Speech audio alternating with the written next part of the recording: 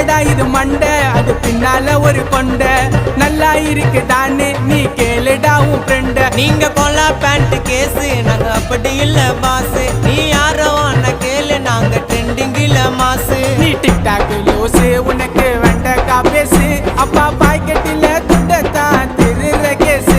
நீ டிக்டாக் லூசு உனக்கு கொய்யாக்கா பேசு அப்பா பாக்கெட்டில துண்டத்தான் திருற கேசு.